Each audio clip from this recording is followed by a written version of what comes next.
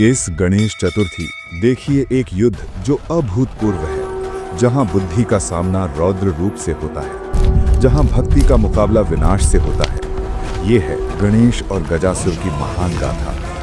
गर्जना होती है, आकाश कांपता है, ग्राम धधकते हैं जब अंधकार पृथ्वी को निगलता है। धुएं के बीच से निकलता है एक भयानक रूप, गजासुर। दांत जैसे घुमावदार तलवारें, नेत्र अग्नि से जलते हुए। उसकी चिन्हाड़ से हिलते हैं तीनों लोक, पृथ्वी, स्वर्ग और पाताल। मंदिर ध्वस्त हो जाते हैं, पवित्र ज्योति भय से विलीन हो जाती है। लेकिन राक्षस पैदा नहीं होते, वे बनाए जाते हैं। गजासुर महिषासुर का पुत्र अपने हृदय में प्रतिशोध लिए था। अनगिनत वर्षों तक हिमालय में स्थिर खड़ा रहा, ऐसी घोर तपस्या में लीन कि ब्रह्मांड ही हिल गया। ग्रह कांपे, सागर उबले, स्वयं ब्रह्मा जी को प्रकट होना पड़ा। दिव्य नियम से बंधे हुए उन्होंने वरदान दिया, कामना से प्रभावित कोई भी प्राणी, पुरुष, स्त्री या देव तुम्हारा वध नहीं कर सकेगा। इस प्रकार आतंक का बीज बोया गया। अब अजेय बना गजासुर पर्वत के समान विशाल हो गया। जब चलता भूकंप आते, जब चिंघाड़ता हिमस्खलन गरजते। उसने अमरावती जीत ली, स्वर्ग को गुलाम बनाया और पृथ्वी को निराशा में डुबो दिया। मंदिर चूर चूर हुए, यज्ञ टूटे, भक्त उसके क्रोध के नीचे कुचले गए।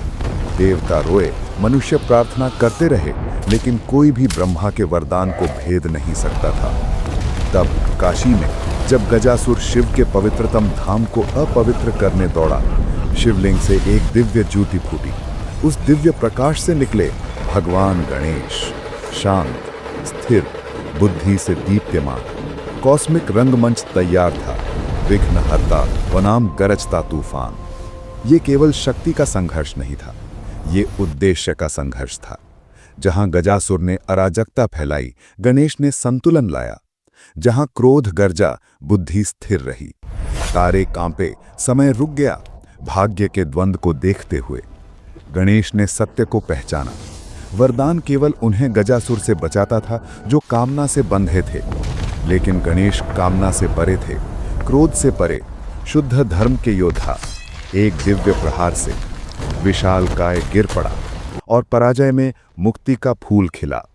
गजासुर की अंतिम प्रार्थना सदा याद रखे जाने की, दिव्य के साथ जुड़े रहने की। और इस प्रकार बुद्धि, करुणा और धर्म से भगवान गणेश ने संतुलन की स्थापना की, क्योंकि अंत में अंधकार की कोई भी शक्ति दिव्य सत्य के प्रकाश का सामना नहीं कर सकती।